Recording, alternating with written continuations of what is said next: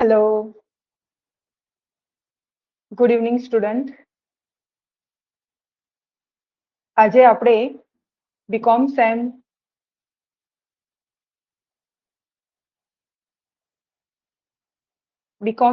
2 ની જે નાણાકીય હિસાબી પદ્ધતિ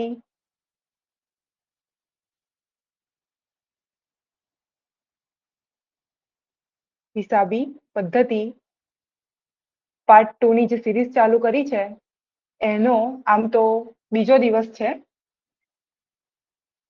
તો આ બુકમાં ટોટલ તમારા જેટલા 4 યુનિટ છે. ઓકે, એક બેઝિક કોન્સેપ્ટ શરૂ કરી લઈએ આપણે. તો યુનિટ 1, યુનિટ 2, યુનિટ 3 અને યુનિટ 4. તો આ બંને જે યુનિટ છે એકબીજાના થોડા સિમિલર છે, કેમ કે ઘણા બધા ગણતરીના મુદ્દાઓ બંનેમાં સેમ છે. જેમ કે ધંધાની ખરીદ કિંમત શોધવી અને એનો અવેજની પદ્ધતિ એ સરખી છે. એટલે તમારા મોસ્ટલી પાસિંગ માર્ક્સ આ બંને યુનિટમાંથી કવર થઈ જાય છે. તો આપણે અત્યારે યુનિટ નંબર 2 ચાલુ કર્યો છે. કે યુનિટ નંબર 2 જેનું તમારું નામ છે ધંધાની ખરીદીના હિસાબો.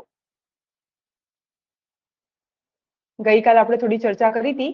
આજે બીજા એવા મુદ્દાઓ પર ચર્ચા કરી લઈએ કે દાખલાને તમારે એકદમ સરળતાથી ગણવો હોય તો કયા કયા પરિબળો છે જેને ધ્યાન પર રાખવાનું.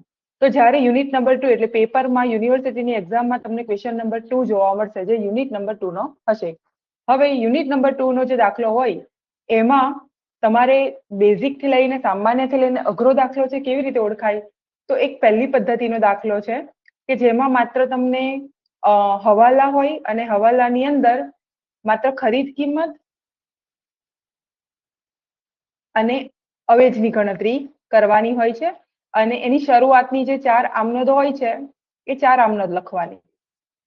અને નવું કંપનીનું પાકું સરવૈયું.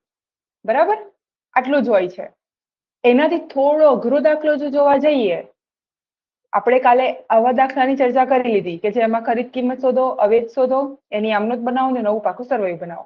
પછી એનાથી થોડો અઘરા જો સ્ટેપનો જો દાખલો હોય તો એમાં ખરીદ કિંમત તો હોય જ, અવેજ પણ હોય, આમનોધો આ 4 તો કરવાની જ હોય, પણ બીજું પ્રાથમિક ખર્ચ પણ હોય વધારાનો એક્સ્ટ્રા 5મા નંબર પર. 6ઠા નંબર પર પછી વિસર્જન ખર્ચ પણ હોય. બરાબર, આ બધી વસ્તુઓ હોય તો થોડો દાખલો આના કરતા અઘરો થઈ જાય, એટલે કે થોડો લાંબો થઈ જાય. અને પછી 7મી વસ્તુ કે પાકા સરવૈયામાં મૂડી દેવા બાજુ બીજા એવા વધારાના થોડા મુદ્દાઓ હોય છે, અનામતો આપેલી હોય છે જેની વહેંચણી કરવાની હોય છે. પછી કામદાર અકસ્માત વળતરનું ભંડોળ હોય છે. આવું બધું હોય એટલે થોડો દાખલો તમારો લાંબો થઈ જાય. તો આ એક એવા પ્રકારના દાખલા હોય છે. તો આ બંને તો તમે સામાન્ય ગણતરી કરતા હોવ એ જ પ્રમાણે છે, આમાં કોઈ વિશેષ હોતું નથી. પણ હવે જે હું તમને લાઈવ બતાવું છું કે 4 એવા દાખલા મેં અહીંયા તમારા આખા સિલેબસમાંથી, કેમ કે આખો સિલેબસ હવે છેલ્લા 4 દિવસમાં તો કવર ન થાય, પણ હવે જે મેં તમને 4 દાખલા જે મૂક્યા છે ને, લેક્ચર 1, 2, 3 અને 4, આ 4 દાખલા એવા છે કે આ 4 દાખલાના જો તમને કોન્સેપ્ટ ક્લિયર થઈ ગયા તો તમને પરીક્ષામાં આમાંથી મોટાભાગના હવાલાઓ આવી જતા હોય છે. તો આ તમારી ચોપડીનો 3જા નંબરનો દાખલો છે. હું સંખ્યા વાંચું છું અને દાખલો કેવો છે એની વાત કરીએ, પછી આપણે દાખલા તો ડિટેલમાં ગણતા રહીશું. મેસર્સ કપૂર બ્રધર્સ ધંધો ખરીદી લેવા માટે 1/4/2011 ના રોજ 10%ના 10,000 ઇક્વિટી શેરની સત્તાવાર થાપણથી સત્યમ કંપનીની સ્થાપના કરે છે. મેસર્સ કપૂર બ્રધર્સ છે એટલે રાજ અને શશી, એ બંને ભાઈઓ છે, એ લોકોનો ભાગીદારી પેઢીનો એ ધંધો છે. અને એ લોકોએ કયો ધંધો ખરીદી લીધો છે? તો કે સત્યમ કંપનીનો ધંધો ખરીદી લીધો છે. એનું આ પાકું સરવૈયું આપેલું છે, ભાગીદારોનું પાકું સરવૈયું આપેલું છે. એને ભેગું કરીને આપણે કંપનીનું બનાવવાનું. આ સીધા બધા જ મિલકત અને લેણાની ગણતરી છે, કોઈ નવો વિશિષ્ટ હવાલો છે નહીં. આ બાજુ પણ ખૂબ જ ઓછી માહિતી છે, ખાલી બેંક લોન છે, લેણદારો છે અને દેવી હુંડી છે. જોઈ લીધું પાકું સરવૈયું? ઓકે.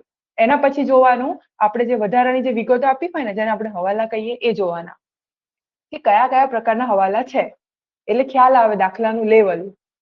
તો જો જમીન અને મકાન બંનેની નવી કિંમત આપી દીધી છે અને બાકીની ચોપડી કિંમત આપવાની છે. એકદમ ઈઝી હવાલો છે, થઈ જાય. પાઘડીની કિંમત આપી દીધી છે, એટલે પાઘડીની કિંમત અહીં શોધવાની રહેતી જ નથી. નવી કિંમત આ સીધે સીધી આપી દીધી છે. પછી બેંક લોન સિવાયની જવાબદારીઓ કંપનીએ સ્વીકારી લીધી. ઓકે, આ બેંક લોન સિવાયની એનો અર્થ એવો થયો કે આપણે બેંક લોન કોઈ પણ જગ્યાએ ધ્યાનમાં લેવાની નથી, દેવા તરીકે એને કેન્સલ કરી દો. અને વિસર્જન ખર્ચ વાળો દાખલો છે, કંપનીએ ભોગવવાનો છે. જો આ ટોપિક નવો આવ્યો. વિસર્જન ખર્ચ ક્યાંય પણ લખેલો હોય ને સંખ્યામાં, એટલે આપણે યાદ રાખવાનું કે વિસર્જન ખર્ચની આમ નોંધ કરવાની ને કરવાની. બરાબર, વિસર્જન ખર્ચ છે, ખર્ચ કર્યો છે એટલે રોકડ બેંક ખાતે એક આમ નોંધ કરવાની. પછી ચોથો હવાલો શેનો છે? આ 3 હવાલા છે ને, પહેલો, બીજો ને ત્રીજો, આ તમારી ખરીદ કિંમત ગણવાના હવાલા છે. એના પછીનો ચોથો હવાલો એ તમારો અવેજનો હવાલો છે, કે ખરીદ કિંમત પેટને શું આપ્યું? તો કે ઇક્વિટી શેર આપ્યા, પ્રીમિયમ આપ્યું, ડિબેન્ચર આપ્યા અને બાકીના રોકડા ચૂક્યા. આ અવેજનો હવાલો છે, અવેજની ગણતરી માટે. અને ચોથો આ પ્રાથમિક ખર્ચ છે. આ વિસર્જન ખર્ચ છે, આ પ્રાથમિક ખર્ચ આવી ગયો, એને પણ આપણે રોકડ બેંક ખાતે છેલ્લે લઈ જઈશું, એટલે આની પણ આમ નોંધ થશે.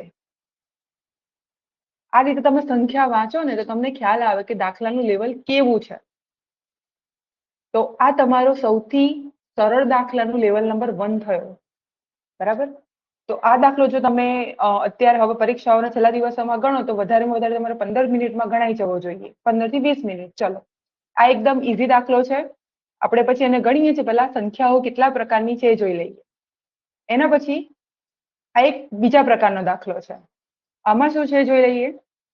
તમારી ચોપડીનો જ છે, મહાસુખ બ્રધર્સ નું પાકું સરવૈયું. તો બંનેની મહાસુખ અને વિજય આ બંને ભાગીદારો છે, બંનેની મૂડી આપેલી છે. આ બાજુ જો જવાબદારીઓની સાઈડ આ વખતે કારીગર નફાભાગ ભંડોળ આપ્યું છે, અકસ્માત વળતર ભંડોળ આપ્યું છે, હે ને? એટલે આ થોડું આમ ધ્યાનમાં રાખવાનું આપણે. બેંક લોન, લેણદારો અને દેવી હુંડી. મિલકતો બાજુ મકાન, યંત્રો, સ્ટોક, દેવાદારો. જો દેવાદારો છે, દેવાદારોમાં ગાલખાત બાદ કરીને કિંમત આપી છે. બરાબર, પછી ગાલખાત અનામત આપી છે. આપણે છે ને ધ્યાન પર લઈએ ને તો દેવાદારની રકમ કઈ કહેવાય? આ કહેવાય. ગાલખાત બાદ કર્યા પછીની અને ગાલખાત અનામત પહેલાની. રોકાણો આપ્યા છે, એની બજાર કિંમત આપી છે. રોકડ અને બેંક 10,000 રૂપિયા. પાકું સરવૈયું જોઈ લીધું. મહાવિજય કંપનીએ ધંધો ખરીદવા માટે 1 એવા 5 લાખ ઇક્વિટી શેરની સત્તાવાર સ્થાપના કરી છે. હવાલા જોઈ લઈએ. પહેલો હવાલો છે એ તમારી ખરીદ કિંમતનો છે. બરાબર, મિલકતની વાત કરી છે કે 10% ઓછી કરો અને 10% વધુ કરો. અહીંયા પાઘડી તમને આપેલી નથી, પણ પાઘડી કેમની શોધવાની એની રીત આપી છે. એટલે આ 3 હવાલા તમારા શેના થયા? ખરીદ કિંમત ગણવાના. ચોથો હવાલો તમારો જે છે અવેજનો છે. જુઓ અહીંયા લખ્યું છે ખરીદ કિંમત પેટે શું શું આપ્યું? તો ઇક્વિટી શેર આપ્યા અને બાકીની રોકડા ચૂક્યા. તો આ ચોથો હવાલો જે છે એ અવેજનો છે.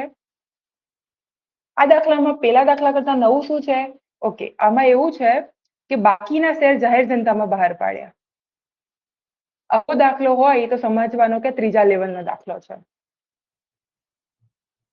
એટલે પહેલું લેવલ, બીજું લેવલ એ પ્રમાણે તો કરતા હોય એટલું તો કરવાનું જ, પણ આમાં વધારાની આમ નોંધો જ્યારે જાહેર જનતામાં શેર બહાર પાડો તેમની આપવાની. બરાબર, અને પછી નવું પાકું સરવૈયું બનાવવાનું. એટલે ત્રીજા લેવલનો દાખલો થયો. સ્ટેપ બાય સ્ટેપ જઈએ. એના પછી એક આ પ્રકારના દાખલા હોય છે. આમાંથી જ એક પ્રકારનો દાખલો હશે. હું તમને ખાતરી સાથે કહું છું કે આમાંથી 80 થી 90% હવાલા સેમ હશે તમારા પેપરમાં. અને કોઈક વાર એવું બની શકે કે આ 4 પ્રકારના દાખલા છે ને એમાંથી જ ભેગા કરીને એક નવો દાખલો બી બનાવી દીધો હોય. બરાબર, કોપી પેસ્ટ આવી જ સંખ્યા કદાચ ન પૂછાય, પણ આ રીતનું તો પૂછાય જ. પરેશ અને દીપક છે, એનું પેઢી છે 31/3/2024. એ બંનેને મૂડી ખાતા આપ્યા છે. જો અહીંયા વધારાનું શું આપ્યું? જો નફા નુકસાન વાળો દાખલો છે, નફા નુકસાન ખાતું છે, તો આપણને ખબર હોવી જોઈએ કે નફા નુકસાન ખાતા શું કરવાનું. 12% ડિપોઝિટ, લેણદારો, બચત ખાતા, દેવી હુંડીઓ, અકસ્માત ફંડ, ઘસારા ફંડ. જુઓ આ એક નવું આવ્યું. મૂડી દેવા બાજુ આ મકાન છે ને, મકાન એનો ઘસારો મૂડી દેવા બાજુ બતાવે. મકાન તો મિલકત લેણા બાજુ અને એનો ઘસારો એ મૂડી દેવા બાજુ. તો હવે મકાનની ચોપડી કિંમત કેટલી થઈ? આ પણ એક પ્રશ્ન છે, એટલે આ પણ એક નવા પ્રકારનો હવાલો થયો. આવો દાખલો બી પૂછાઈ શકે. બરાબર. સ્ટોક, દેવાદારો. જુઓ, દેવાદારો અહીંયા ઘાલખાત અનામત છે. આ અનામત હોય તો અનામત પહેલાના લેવાના, અને એના આગળવાળા દાખલામાં આપણે જોયું હતું તો ઘાલખાત પછીના. બરાબર. જો એકવાર બતાવું છું કે દેવાદારો જે હોય એની તમે જે ગણતરી કરો છો, તો અહીં દેવાદારોની જે રકમ આપી હોય તે, એમાંથી આપણે ઘાલખાત બાદ કરીએ છીએ, અને કાચા સરવૈયાની જે હોય તે, એના પછીનો જે આંકડો હોય એ તમારો દેવાદારનો કહેવાય. અને એના પછી ઘાલખાત અનામત હોય એની પહેલા. થઈ ગયું ને? એની પહેલા અહીંયા જે રકમ આપી હોય એને ધ્યાન પર નહીં લેવાની, એટલે આને નહીં લેવાનું. આ તો બધું તમને ખબર હશે, પણ ઓકે. તો હવે આપણે જોઈ લઈએ બીજું શું નવું છે આમાં. હવે ધંધો ખરીદી લે છે અને શ્રુતિ લિમિટેડની સ્થાપના કરે છે. ધંધાનું નામ નવું આપી દીધું, શ્રુતિ લિમિટેડ. સત્તાવાર થાપણ આપી છે 5 લાખ ઇક્વિટી શેર, દરેક ₹100 નો. ઓકે. હવે હવાલાઓ કેટલા છે? જો આમાં હવાલા 8 જ છે, એટલે જોઈને જ ખબર પડે કે દાખલો થોડો લાંબો છે, લેન્ધી છે. આપેલું શું છે? જો પાઘડીની કિંમત 24,000 આપી દીધી છે, એટલે પાઘડીની ગણતરી કરવી પડે નહીં. એના પછી દેવી હુંડી સિવાયની બધી જ જવાબદારીઓ કંપનીએ સ્વીકારી. દેવી હુંડી સિવાયની, એટલે દેવી હુંડીને આપણે દેવા તરીકે ધ્યાન પર લઈએ નહીં. ના પાડી દીધી છે કે દેવી હુંડી સિવાયની, એટલે દેવી હુંડીને લેવાની જ નહીં. 4,000ની રોકડ સિવાયની તમામ મિલકતો કંપનીએ લીધી. આ 3 હવાલા વધારાના છે. મિલકતોની ગણતરી કરવા માટે અહીંયા તમને આપી દીધું છે. ચોથો ને 5મો હવાલો એ તમારી ખરીદ કિંમતની ગણતરી માટે છે. 5મો હવાલો જવા દો એમાં. છઠ્ઠો હવાલો આવો. છઠ્ઠો હવાલો અવેજનો છે. ઇક્વિટી શેર આપ્યા છે, ડિબેન્ચર આપ્યા છે, અને બાકીના રોકડા આપ્યા છે. તો છઠ્ઠો હવાલો અવેજનો છે. 7મો હવાલો બાકીના શેરો જાહેર જનતામાં બહાર પાડ્યા. અને કેવી રીતે બહાર પાડ્યા? પ્રીમિયમથી બહાર પાડ્યા, અને બધા જ પાછા પૂરેપૂરા ભરપાઈ થઈ ગયા. સૌથી વિશિષ્ટ દાખલો કહેવાય આવો, કે જાહેર જનતામાં બહાર પાડ્યા, પ્રીમિયમથી બહાર પાડ્યા, અને પૂરેપૂરા ભરપાઈ થઈ ગયા. બરાબર. એટલે આ બે જે હવાલા છે એ સૌથી છેલ્લા હવાલા છે. અને ચોથા પ્રકારનો એક દાખલો છે, જેમાં તમારે આ એક ચોથી રીત છે એવું તમે કહી શકો કે આમાં દેવાદારો અને લેણદારોની વસૂલાત અને ચૂકવણી હોય છે. એટલે કે આપણે જ્યારે મિલકતો ગણીએ ને એ વખતે દેવાદારો અને લેણદારોને ધ્યાન પર નહીં લેવાના, કેમ કે દેવાદારો અને લેણદારોની ગણતરી અલગથી કરવાની હોય છે. તો આવું આપણને ક્યારે ખબર પડે? દાખલાની સંખ્યા વાંચીએ ત્યારે. અરવિંદ અને નીતિનનું 31/3/2024ના રોજનું પાકું સરવૈયું નીચે પ્રમાણે છે. અરવિંદ અને નીતિન બંનેના મૂડી ખાતા આપ્યા, અનામત આપી, નફા નુકસાન ખાતું, અહીંયા પણ ઘસારા ભંડોળ આપ્યું છે મિલકતોનું, લેણદારો, પ્રોવિડન્ટ ફંડ, કારીગર બચત ખાતા, પછી કાયમી મિલકતો, દેવાદારો, રોકાણો, જાહેરાત ઉપલબ્ધ ખાતું. વધારાની માહિતી જોઈ લઈએ. ઉપરનો ધંધો ખરીદવા માટે પાયલ લિમિટેડની સ્થાપના કરવામાં આવી, અને ધંધાની ખરીદીની શરતો નીચે પ્રમાણે છે. ઓકે. તો અહીંયા મેઇન મોસ્ટ આઈએમપી ટોપિક આ છે, પહેલો જ હવાલો, કે કંપનીની દેવાદારો લેણદારો સિવાયની મિલકતો અને દેવા લઈ લીધા. અહીંયા કીધું શું? દેવાદારો અને લેણદારોને લેવાના નથી મિલકતોની ગણતરીમાં. આવું જ્યારે કીધું હોય ત્યારે સમજવાનું કે ઉપર જે આપણે 3 પ્રકાર જોયા ને એના કરતા અલગ દાખલો છે. પરચુરણ મિલકતો 99,000, પાઘડીની કિંમત 21,000, પાઘડીની કિંમત આપી દીધી છે સીધી. ખરીદ કિંમતનો અવેજ આપ્યો છે 4:1 પ્રમાણમાં, એટલે આ અવેજ માટે છે. આ છે મિલકતોની ગણતરી છે. ઓકે. પછી આ હવાલો ઇમ્પોર્ટન્ટ છે, કે કંપની ધંધો વેચનાર વતીથી દેવાદારો વસૂલ કરવાનું અને લેણદારો ચૂકવી આપવાનું સ્વીકારે છે અને 3% કમિશન આપવાનું છે. આ હવાલો હોય, આ બે હવાલા જરૂરી છે ચોથી રીત માટે. બરાબર. અને દેવાદારોની કેવી રીતે ચૂકવણી કરવાની છે? વસૂલાત 5,000 કલખત આપવાના, 5% વટાવ, 8,000 ના દેવાદારો વસૂલ કરવાના બાકી છે. એટલે કે આવું બધું દેવાદારો અને લેણદારોનું અલગ અલગ તમને માહિતી આપેલી હોય તો ચોથી રીતના દાખલા થયા. જો તમને આટલું ક્લિયર થયું હોય તો આપણે આગળ દાખલા ઉપર જઈએ.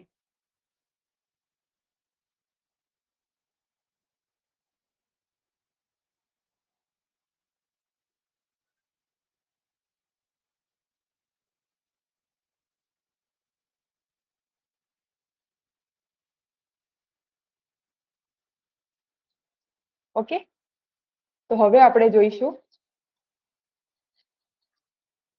દાખલા નંબર 3.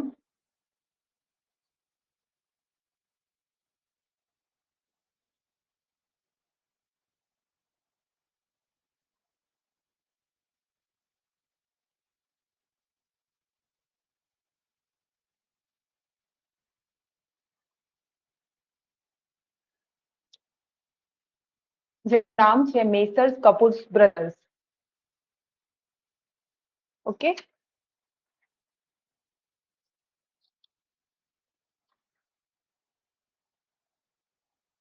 દાખલાના સ્ટેપ પહેલા બતાવું છું. દાખલો કેટલા સ્ટેપમાં ગણવાનો હોય છે? તો સ્ટેપ નંબર 1 માં તમારે ખરીદ કિંમતની ગણતરી કરવાની.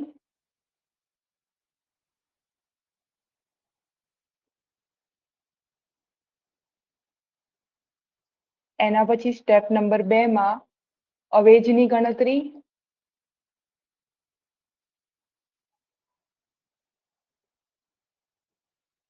સ્ટેપ નંબર 3 માં નક્કી કરો કે દાખલામાં પગડી છે કે મૂડી અનામત.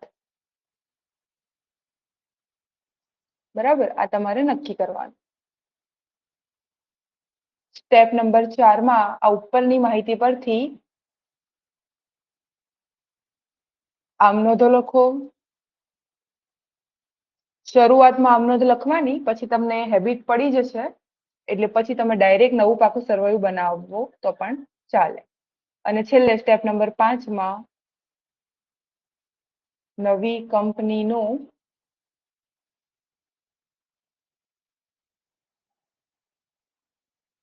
પાકું સરવૈયું. આટલા 5 સ્ટેપ ફોલો કરો એટલે દાખલો તમારો પૂરો. તો આપણે સ્ટેપ નંબર 1 શરૂઆત કરીએ.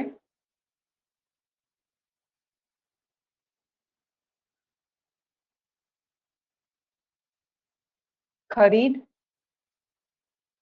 કિંમતની ગણતરી. ઓકે,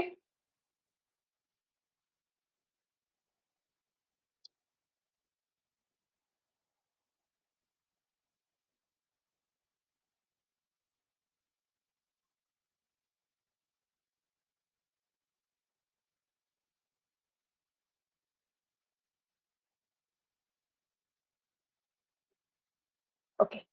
હવે એકવાર સંખ્યા આપણે હમણાં તો જોયું હતું, પણ ફરી એકવાર જોઈ લઈએ કે ખરીદ કિંમતની ગણતરી કરવા માટે શું શું આપેલું છે તે. મેસર્સ કપૂર બ્રધર્સ છે, એનો ધંધો છે 1/4/2011 ના રોજ 10,000 ઇક્વિટી શેરની સત્તાવાર થાપણથી સત્યમ કંપનીની સ્થાપના કરવામાં આવી છે. એટલે નવી કંપનીનું પાકું સરવૈયું તમે બનાવશો, એનું નામ શું આવશે? ધી સત્યમ લિમિટેડ કંપનીનું નવું પાકું સરવૈયું. બરાબર, આ સ્ટેપ નંબર 1 તમારું થઈ ગયું. પછી અહીંયા લખું છું સ્ટેપ નંબર 2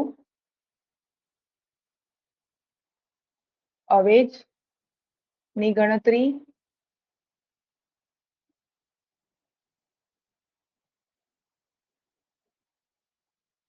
બરાબર, બે સ્ટેપ પહેલા કરીએ, પછી મૂડી અને પાઘડી આવે છે કે મૂડી અનામત આવે છે નક્કી કરી લઈએ. જમીન, મકાન, પ્લાન્ટ, યંત્રો, સ્ટોક, દેવાદારો, રોકાણો, લેણી હુંડી, બેંક અને આ લેણદારો, દેવી હુંડી. ધંધાની ખરીદીની શરતો નીચે પ્રમાણે છે. હવાલા નંબર 1, જમીન, મકાન અને સ્ટોક અનુક્રમે 50,000 અને 20,000ની કિંમતે અને બાકીની મિલકતો ચોપડે કિંમતે લેવી. પાઘડીની કિંમત તમને 10,000 અહીંયા આપી દીધી છે અને એની સાથે સાથે એવું કીધું છે કે બેંક લોન સિવાય બધી જ જવાબદારી સ્વીકારી છે. બેંક લોનને કેન્સલ કરી દો હમણાં. વિસર્જન ખર્ચ 1,000 કંપનીએ ભોગવવાનો છે. હવે છે ને એક વસ્તુ તમારે ધ્યાન પર રાખવાનું કે જ્યારે વિસર્જન ખર્ચ કંપનીએ ભોગવવાનો છે એવું કીધું હોય ને ત્યારે વિસર્જન ખર્ચ અને પાઘડીની કિંમતને આપણે ભેગી કરી દેવાની. એટલે પાઘડીની કિંમત જેટલી હોય 10,000 વત્તા 1,000 ટોટલ 11,000 હવે તમારી નવી પાઘડી થઈ ગઈ. બરાબર, આપણે ગણતરીમાં જોઈએ.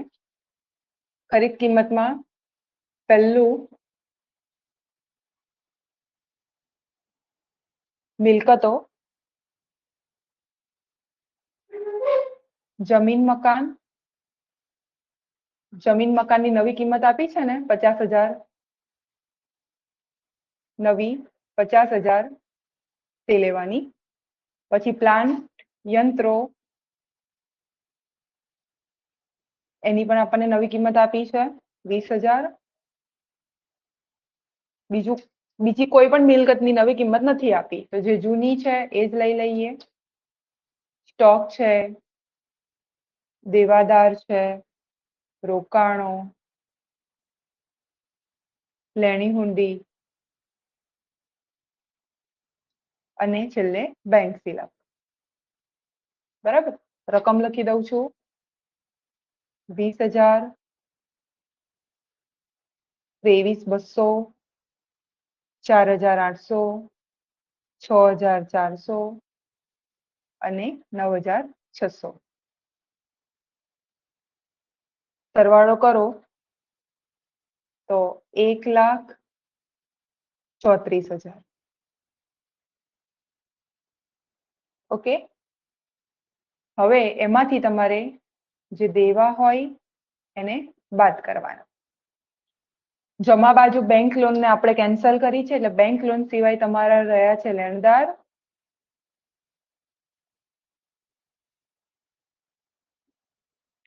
₹22,000, દેવી હુંડી 7,000. ટોટલ થયા 29,000. મિલકતોમાંથી દેવા બાદ કરો તો 1,05,000 આ તમારી મળી ચોખ્ખી મિલકતો. બરાબર, હવે અહીંયા જો ચોખ્ખી મિલકતો તમે ગણી, અહીંયા તમને પાઘડી આપી દીધી છે નવી. હવે પાઘડી આપી છે એમાં આપણે નિયમ છે કે પાઘડી વિસર્જન ખર્ચ દાખલામાં આપેલો હોય તેને પાઘડીની કિંમતમાં ઉમેરી દેવાનો. એટલે અહીંયા હું લખું છું વિસર્જન ખર્ચ સહિત. એટલે આમ પાઘડી તમારી 10,000 છે પણ વિસર્જન ખર્ચ 1,000 રૂપિયા આપ્યો છે તો આપણે એને ભેગા કરીને લખીશું અને આની આમનોંધ પછી જે તે વખતે કરવાની. એટલે ટોટલ કેટલા થાય? 1,16,000.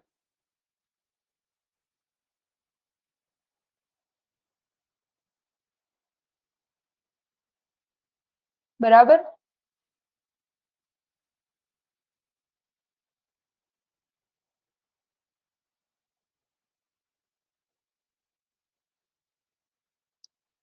ઓકે, થઈ ગયું.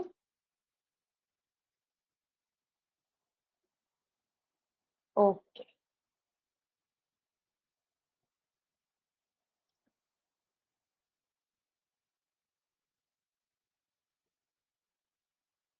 જો તમારે અહીંયા હું તમને એક બીજો પણ એક રસ્તો બતાવું છું.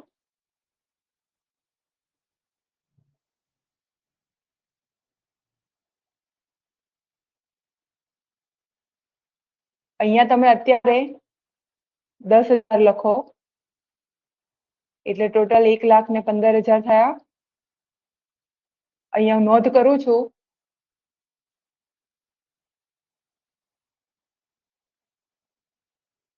કે વિસર્જન ખર્ચ રૂપિયા 1000 ચૂકવવાનો છે. એટલે જ્યારે આપણે પગડી નવા પાકા સરવાળામાં બતાવીશું ને ત્યારે અંદર 1000 રૂપિયા વધારાના એડ કરી દઈશું. બરાબર, અહીંયા ખરીદ કિંમતમાં લખવાની જરૂર નથી. ચોપડીમાં ભલે 1,16,000 આપ્યા છે, હે ને, અહીંયા છે કે ખરીદ કિંમત કેટલી આપી છે, 1,16,000, પણ 1,16,000 માં આ 1000 જે છે ને, અહીંયા 1,15,000 વત્તા 1000 કરીને 1,16,000 બતાયા છે. ઓકે, એટલે આપણે આ રીતે દાખલો કરીશું. હવે એના પછી અવેજની ગણતરી. અવેજની ગણતરી માટે જોઈ લઈએ. ધંધાની ખરીદ કિંમત પેટે પૂરેપૂરા ભરાયેલા 5,000 ઇક્વિટી શેર. કેટલા? પૂરેપૂરા 5,000 ઇક્વિટી શેર. એક ઇક્વિટી શેરની કિંમત કેટલી છે? અહીંયા આપણને શરૂઆતમાં કીધું હતું કે 10 રૂપિયાનો એક છે. ટોટલ કેટલા છે? એવા 10,000 છે. 10,000 શેર છે, એકના 10 રૂપિયા છે. એમાંથી 5,000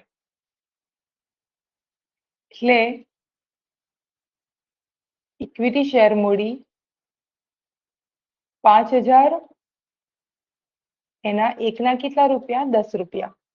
કેટલા થાય? 5,50,000.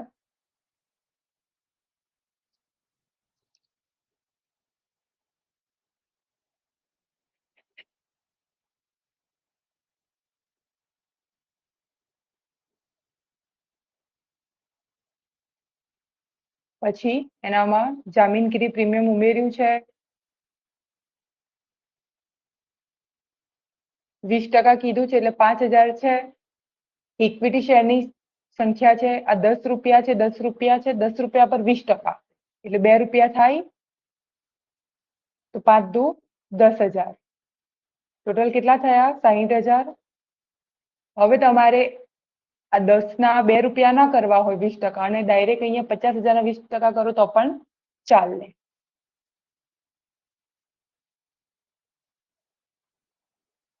એમ પણ ચાલશે. જામીનગીરી પ્રીમિયમ 10,000. જામીનગીરી પ્રીમિયમ આપ્યું છે.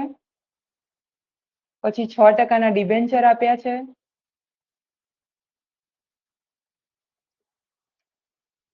50,000 બીજા ડિબેન્ચરના. બરાબર, અહીંયા બહાર લખીએ. અને બાકીની રોકડ.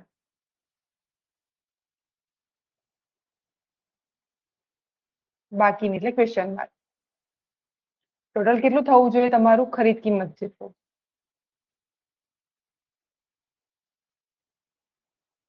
આપણી ખરીદ કિંમત કેટલી છે? 1,15,000. બાકી કેટલા રહેશે? આ થયા 1,10,000.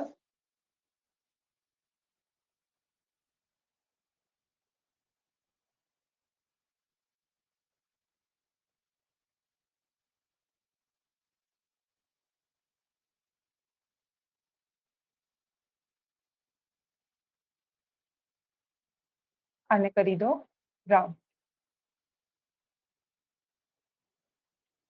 Okay, clear?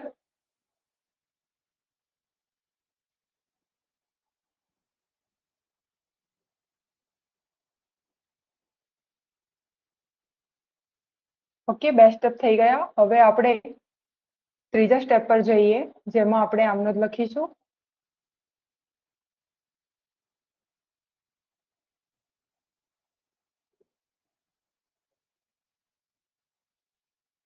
આમનોધ વિગત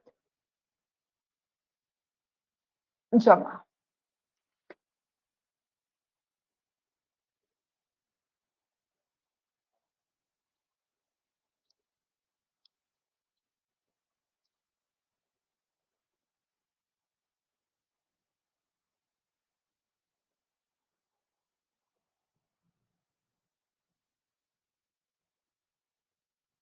સ્ટેપ નંબર 1 જે છે,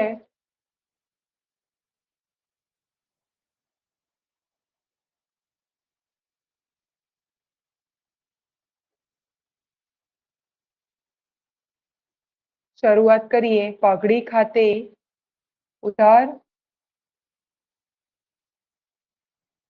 કેટલા રૂપિયા? 10,000. હવે જો ત્યાં તમે 10,000 વત્તા 1,000 વિસર્જન ખર્ચ ઉમેરો 11,000 થાય. તો તમે આ રીતે ઉમેરતા હોવ તો તમારે અહીંયા 10 ની જગ્યાએ 11,000 લેવાના. જવાબ આમ કે આમ સરખો આવશે. આમનોધમાં અહીંયા ઉમેરો કે પછી ઉમેરો? જમીન ખાતે ઉધાર 50,000.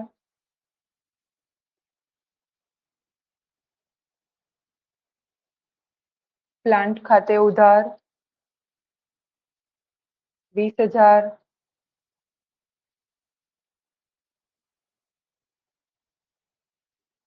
સ્ટોક ખાતે ઉધાર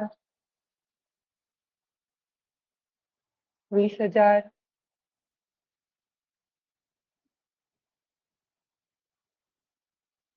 દેવાદાર ખાતે ઉધાર 23,200.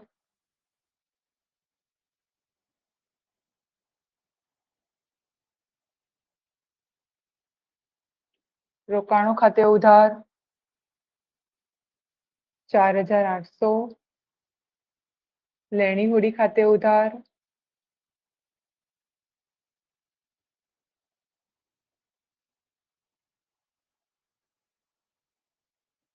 6,400. બેંક ખાતે ઉધાર 9,600. તે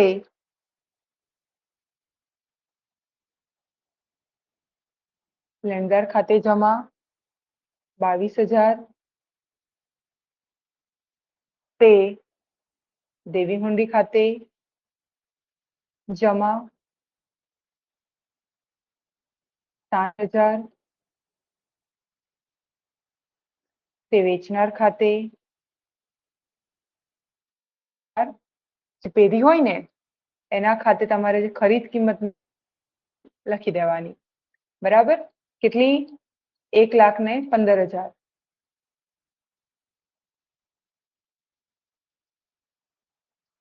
બરાબર? હવે અહીંયા 1,15,000 મેં લખી તો અહીંયા ફરી હું એક નોંધ કરું છું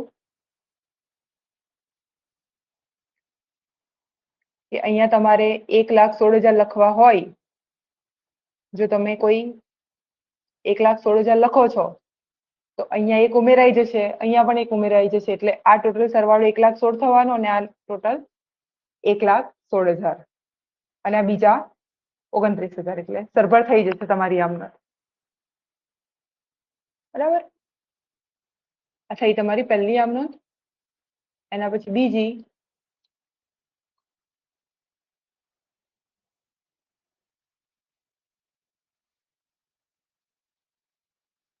બીજી આમનોંધ. આ જે વેચનાર જમા કર્યું છે એ હવે ફરી બીજી આમનોંધમાં વેચનાર પેઢી ઉધાર કરવાનું.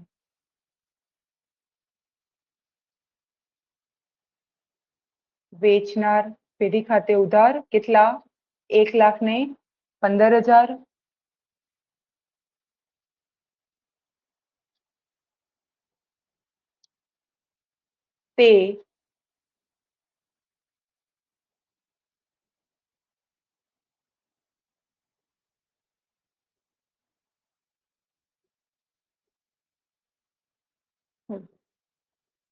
તે હવે અવેજમાં આપણે શું શું આપ્યું છે? બીજી આમનોંધ અવેજની હોય તો એક ઇક્વિટી શેર આપ્યા છે, તો તે ઇક્વિટી શેર મૂડી ખાતે 5,000 હતા. શેર એક શેરના 10 રૂપિયા હતા. કેટલા આપ્યા હતા? 50,000. તે જામીનગીરી પ્રીમિયમ ખાતે જામીનગીરી પ્રીમિયમ કેટલું હતું? 5,000 શેર એકના 2 રૂપિયા આપ્યું હતું, એટલે 10,000. તે એના પછી તે 6% ડિબેન્ચર ખાતે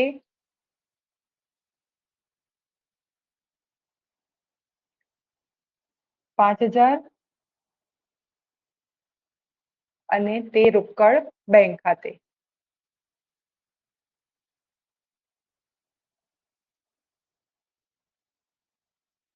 કેટલા જે બાકી રહ્યા હતા એ.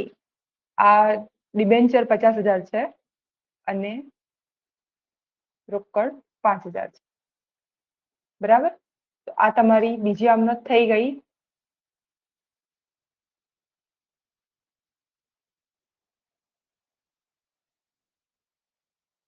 એના પછી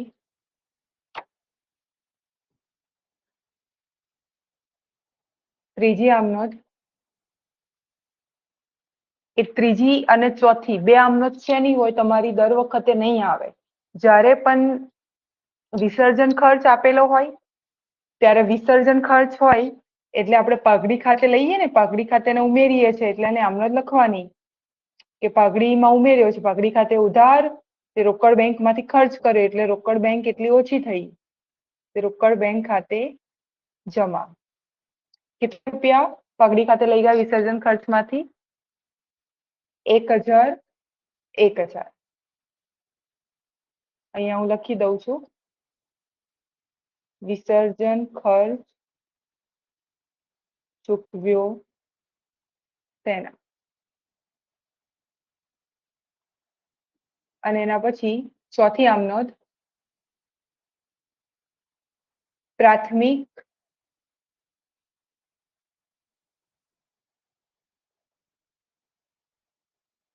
ખર્ચ ખાતે ઉધાર, છેલ્લો હવાલો છે તે.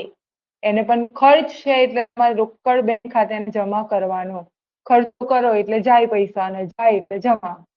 બરાબર. રોકડ બેંક ખાતે કેટલા રૂપિયા છે? 1,600 રૂપિયા. અને અહીંયા લખું છું, પ્રાથમિક ખર્ચ ચૂકવ્યા તેના.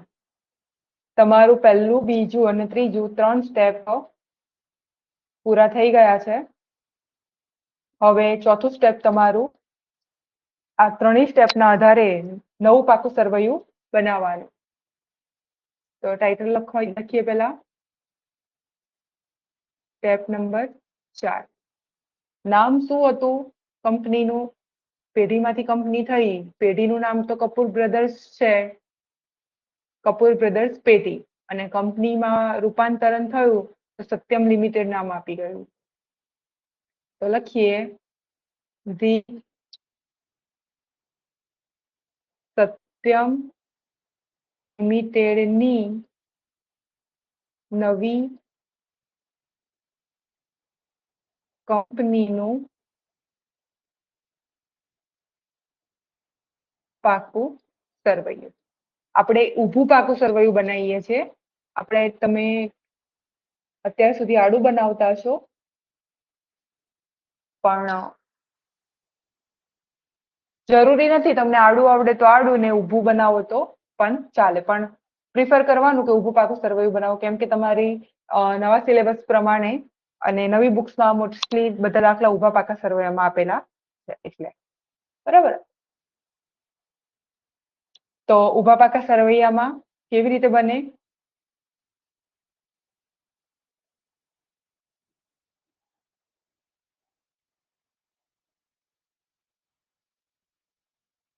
શરૂઆત કરવાની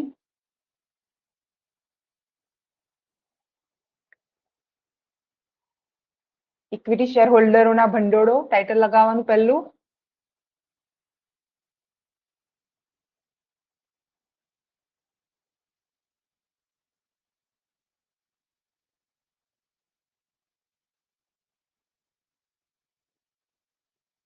ભંડોળો અને દેવા ભેગું લખી દઈએ આપણે. ઓકે. હવે ઇક્વિટી અવેજ જે છે એમાં આપણે ઇક્વિટી શેર લખ્યા છે આ બંને 50,000 અને 10,000. અહીંયા લખો, ઇક્વિટી શેર દરેક રૂપિયા 10 નો એવા 5,000 શેર, એટલે 5,000 ગુણ્યા 10 રૂપિયા કેટલા થયા? 50,000. પછી જામીનગીરી પ્રીમિયમ 5,000 શેર ઉપર જ આપવાનું, કેટલા રૂપિયા? 2 રૂપિયા આપ્યું તું એટલે 10,000.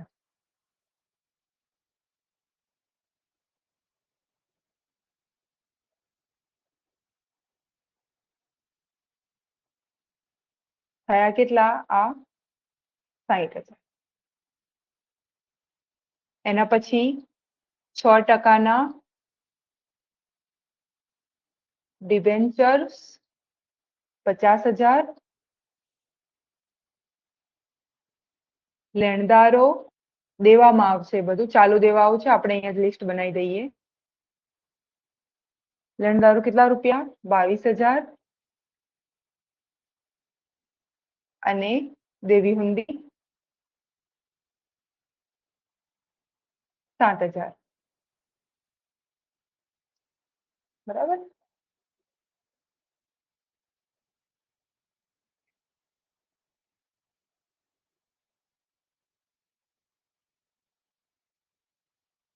તો ટોટલ સરવાળો કરો. 1,39,39,000 રૂપિયા. આ તમારું મૂડી દેવા બાજુનો સરવાળો થયો. તો મિલકત લેણા પાર્ટ બી એ પણ એટલો થવો જોઈએ. શરૂઆત શું કરવાની? ટાઇટલ થી.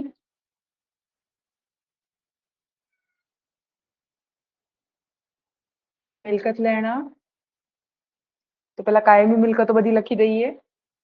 અને અદ્રશ્ય મિલકતમાં એક પાઘડી આપેલી છે, એને હું 10,000 વત્તા 1,000 વિસર્જન ખર્ચ સહિત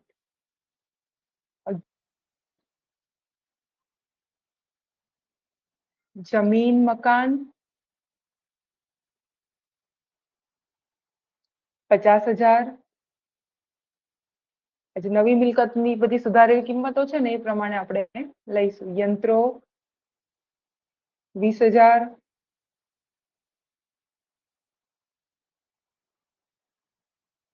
સ્ટોક 20,000. દેવાદારો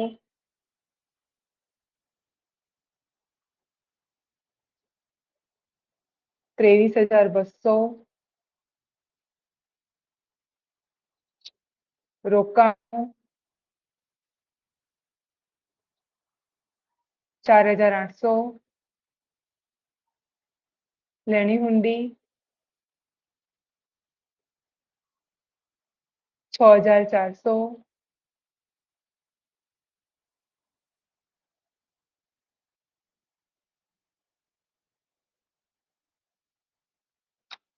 એના પછી એક વસ્તુ રહે છે, બેંક સિલક.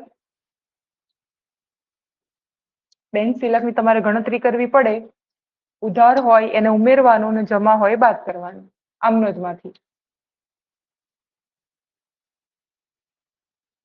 બેંક સિલકમાં કરવાનું છે એવું, આમનોધ જોવાની.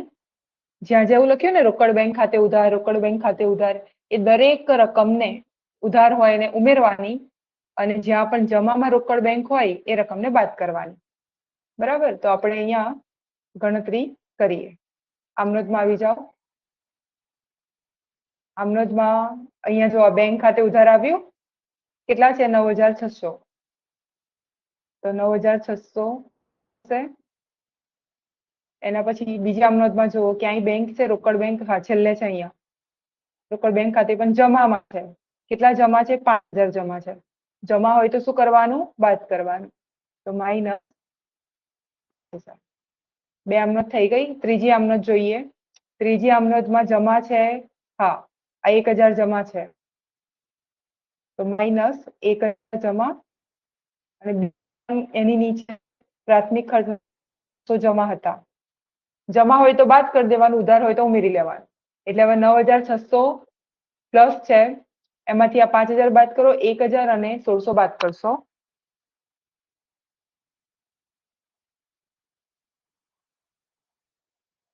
તો તમારા 2,000 આવશે. બેંક. બરાબર. અને છેલ્લે મિલકત લેણા બાજુ તમારે પ્રાથમિક ખર્ચો અલગથી બતાવવાના.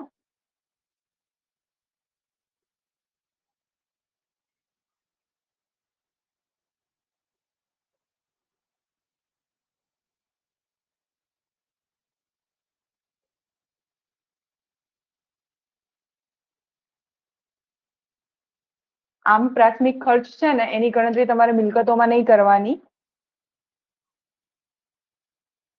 અને સરવાળો કરો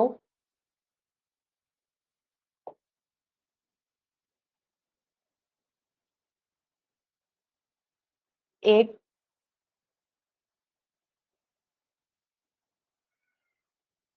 11,000 વત્તા 50,000